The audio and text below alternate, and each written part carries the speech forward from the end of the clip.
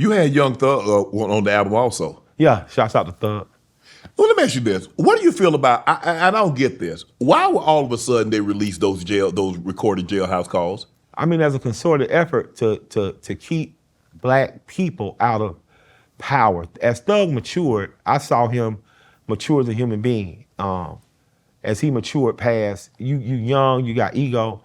I would remember sitting with him, and this is before he ever went to jail, got released, him saying, man, I can't feel no way about Lucci. He take too good a care of his mom and his children, so I don't want to see nothing happen to him. Now he's saying this as we record and run. This is not after he's been in jail. Right. And I've seen him say it post that. I talked to Lucci and heard Lucci say, man, I don't have no problem with Thug. I don't want no issue. I'm just trying to make money, take care of my family. I think at the core, we all want the same things. But our pride and ego is a lot of times fuel is added to a fire because of the people around us, because of beefs and stuff we don't have. And my hope for Thug and Lucci, my hope for all these young men that are coming up in Atlanta is for them to take time to be mentored by the black men and women that over the last 60 years have shaped and formed that community. Because what you don't understand is a lot of time our behavior is an embarrassment to them, and it loses them political equity and real equity and money. Atlanta is Atlanta, and it's a special place. I feel like Atlanta should be treated by black people like Mecca is to Muslims, right? You have economic opportunity thanks to Maynard Jackson. You have economic opportunity on 10 and international because of people like Andy Young. You have economic opportunity because of Shirley Franklin, Bill Campbell, Keisha Lance Bottoms, Kasim Reed, Mayor Dickens. You have economic opportunity. Your reputation and the reputation you bring that city could possibly ruin it if you too thuggish, you too rugged, you too outlandish, you too bare bones, minimum bullshit, and especially violence. Violence is not good for money. No. Violence is not good for bringing new hotels, for bringing new tours, bringing new conferences, bringing SuperBowl, FIFA, Major League Baseball is not good. So when we, as the entertainment and athlete class, we have two choices. We can take the low road and do the typical bullshit and be the top of the street. And we all know where that ends up, jail or early funeral. Or we could be the youngest and the mentees of the business class and the social class and say, hey, this is how we can make this city better. We can take our cues from the people who are in the streets organizing. We can take our cues from the people who in those big suites organizing, making it work. Like Andy built a dome with no public money. He was a pension plans out of California. So he was able to build our city and not have to overtax you, outtax you. Keisha Lance Bottoms put a furlough on anybody building that would take the taxes up on legacy residents. These people have made the right investments. So we need to consult with the Keisha Lance Bottoms and Michael Thurmans. We need to say, what can we do to be better? Because if we don't, we're going to lose a city for our people that generates so much money and so much economic opportunity. And we don't understand that because we used to nobody paying us attention. We used to nobody caring about us. We think that because public school teachers didn't pay attention to us like we want to, nobody else is. Well, the students paying attention to you, and we owe those students an opportunity. So I would say in Atlanta, keep rapping, keep making money, keep slamming basketballs, keep scoring touchdowns, keep hitting home runs, but keep your ass in front of a YouTube with John Hope Bryant. Keep your ass in front of when Stokely Carmichael or Kwame Nkrumah spoke at UGA. Go look at those old tapes and you will understand we have a greater responsibility than just the flash of right now. We have a greater responsibility than just the winning of right now. Our responsibility should be to plant a tree that we'll never get to enjoy the shade of. That these 2, 3, 4 generations down will get an opportunity to say, like I can say about Alonzo Herney, who started the Atlanta Life Insurance Company because he started a barbershop. He had a barbershop that serviced all white men, but it was all black barbers. He heard about the insurance game, the life insurance game that you just learning about now. He heard about that, started selling black people life insurance. Magic Johnson recently acquired that company. When they asked Magic Johnson, why did you acquire the Atlanta Life Insurance Company? He said, I saw this interview with Killer Mike. And that's the unique thing about you as an Atlantan. As an Atlantan, you get to live your history. Your black history don't just happen in February. Your black history is happening every day, and your black ass has a responsibility. And part of that responsibility is to rise above the streets.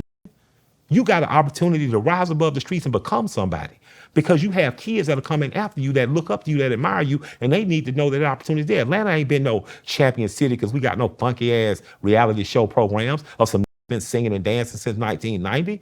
This is 124 years of excellence you're looking at. Booker T. Washington, W.B. Du Bois had the Atlanta conferences here in 1904, 1905.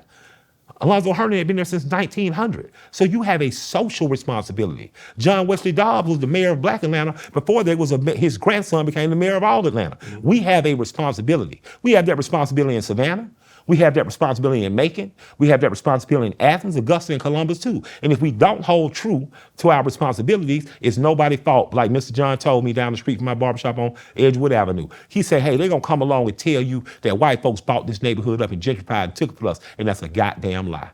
He said the kids thought they were better than the stores their parents owned and bought. And they sold it, and they sold it for too cheap. So I'm telling my athletes and my rappers out there, we have a responsibility. And our responsibility is to learn to do good business and become businessmen and women.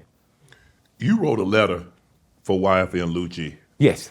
Why'd you do it? What made you do that? Because it's the right thing to do. That brother is better on the streets with his mom and his children and people. I remember getting a call from some very powerful people. And they said, hey, man, we called you and T.I. And we telling you to call Lucci because I know you have a relationship with Drew Finley, his lawyer. And I know you have some relationship with him, although it wasn't a very deep or long relationship. Drew is my guy, love his lawyer. Have grown to love and respect the hell out of Brian Steele, who defended Thug. Mm-hmm. I consider both of them friends now, and I talk to them more often than not. But I got that call. It said, hey, man, we want you to call Lucci and tell him if there's any bullshit, tell him it's time to cut the bullshit. Tip got the call, said, hey, man, call Thug. Tell him if there's any bullshit, it's time to cut the bullshit. Me and Tip both did what we actually do. We made the calls. We both got the same applause. Oh, man, ain't nothing. I don't even know what you're talking about. You know the big homie, little homie talk. So the little homie, man, I don't know what you're talking about, you know? And the next thing you know, all hell broke loose and everybody went to jail. Got snatched. Because you guys who think that you run the streets, God bless our souls, because I've been one of them guys, we don't run shit. The black political class in the Southeast runs us with an absolute hand. And if you get in the way of that money, if you get in the way of that port money of Savannah, if you get in the way of that peaches and cotton money or that tobacco money in the Carolinas, if you get in the way of that airport money in Atlanta, they got somewhere to sit your ass down for a few years. Mm-hmm. And if you have a reputation, they've been ruining each other's reputation in politics so long, you don't think they know how to ruin our reputation? You understand what I'm saying? Sure. So I just want to tell the athletes and the entertainers to take yourself more seriously than the homies around you take you, because they want you to be the top of the streets. And I'm telling you, you could be the top of the suites if you play it right. Wow. You are a great peacemaker. You can sit down and somebody might have been arguing for years and years and years, and you can bring them together. Your voice is soothing. You just have a way with words, and people gravitate towards you, Mike. You think you could sit down and get Thug and Gunna back together? I don't know if I can get Thug and Gunna back together, as I don't have that relationship with them, but I do know a guy named Troop, God bless the dead. Mm-hmm. And I love Troop because Troop was a big homie to an entire neighborhood. And before he was ever even known as a big homie to that neighborhood, he saved one of my cousin's life. Troop was a gambler instinctively. He gambled, him and a lot of athletes. He made a lot of money off athletes. He ain't never have to touch a field, right? And what I do know is that Troop had the respect of a lot of people, and it wasn't based on violence. It was based on the fact that he, in a gambling house, could get you out that gambling house without getting your head knocked off, because he could help everybody understand that, hey, man, you're going to win some, you're going to lose some. Yeah. So the next time when you win it, ain't nobody going to put no hands on you. Tonight, you can't put your hands on them. So if I had an opportunity to say anything to Gunna and Thug, I'll remind them, because they're so young, of a guy named Art.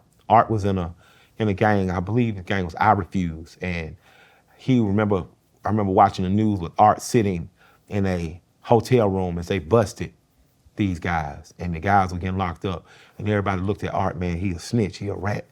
And I saw Art go serve time, and then I got a message in my Facebook one time from a guy named Art who said, I need you to help me help some young men. And I remember how turned off I was about it at first. Like, man, you the guy that sent the neighborhood. I remember how the big homies felt about you, but I remember how many big homies had used and abused us, had took advantage of us, paid us $1 on $100 when we should have been getting $10 on $100. And I thought about what that man must have had to went through, and he got out of jail, and his job became helping and saving young men. And I said, well, I owe him, and I got to do something for him. So Art is do a favor for me. I saw Art change and evolve. You know, that's what I saw. So I would just encourage them brothers to change and evolve and show an example that we can get past whatever. Whatever our differences are. Whatever our differences are, we can get past them. And if we choose to do that. See, when America lands in Afghanistan, they get the tribal leaders together. And they say, hey, now we need y'all to stop doing it. So we need y'all to come up with a peace agreement. When we go into other countries, that's the first thing that we do. If America really wanted gang violence to end, Jeff Fort would be free. Larry Hoover would be free. They would have been free 30 years ago, and they would have been organizing. You know, if America really wanted this stuff to stop, you know, there's somebody, man, right now in this city. I don't know if he's gonna do jail time or not. You know, his name was Big U. They got their brother. They got their brother locked up, and they got him, you know, some pretty serious charges. But the guy I saw wasn't bullying people. Me and Tip said it. We said, well, he never asked us for anything. He never forced our hands. He never asked us for anything but our presence in front of the little boys that he was mentoring. He told me, Mike, you know, money will flood in when the violence is high, and when we get violence to come down, the money dries up. And then the money dries up, goes to police force, and then it rises back up again, then money comes back our way. So a lot of this is just a part of a system that perpetuates it. So I'm highly suspect of our people when they get locked up. I'm highly suspect of a system that has an incentive to keep us in slavery, because incarceration is slavery. And I would just encourage every young man out there to do what Amina Matthews and Gary Davis. Gary Davis has the Next Level Boys Academy in Atlanta. Amina Matthews is Jeff Ford's daughter. And they get young men together at a table and they moderate and mediate conversations. So I get to say to you, this is what you did to offend me. I believe the Jewish people, if there's somebody Jewish in the room, let me know. Is it Rosh Hashanah, where you get together and you ask each one another's forgiveness, and then the person has the option to forgive or not forgive or wait till the next year? We need to develop systems like that in our community where we can sit down and say, man, I know I did you wrong. And I'm asking that you forgive me, and give each other an opportunity to give each other grace. Because at the end of the day, you know, most of us in the Southeast are Christian of some sort, and we follow this guy named Jesus, this ultimate character. And when you look at who was the last person that he saved, that he cared about, was a prisoner, a self-confessed thief. Somebody had took something from somebody that was loaded, somebody nobody cared about. Christ gave that person grace. That's the person who went to ascend to heaven with him. So for me, I would just say we need to learn to give each other grace. We need to give ourselves some grace. We need to be real leaders amongst our crews and tell our crews, hey man, that beef we had, that beef gotta go. Cause Nut dead. We don't need another dead man. Troop dead. We don't need another dead man. We've lost too many good people. Trouble dead. We don't need another dead man. You know, so we need to figure out a way to get at a table together, to discuss, to forget, to forgive, and then move on in unity, because it's better for our people if we do. That's all. Want to join Club Shay Shay? Become an official member by hitting that subscribe button, where you never know who's going to be joining us for drinks and conversation. Don't be late to the party, because you know we like to do something before 2 something.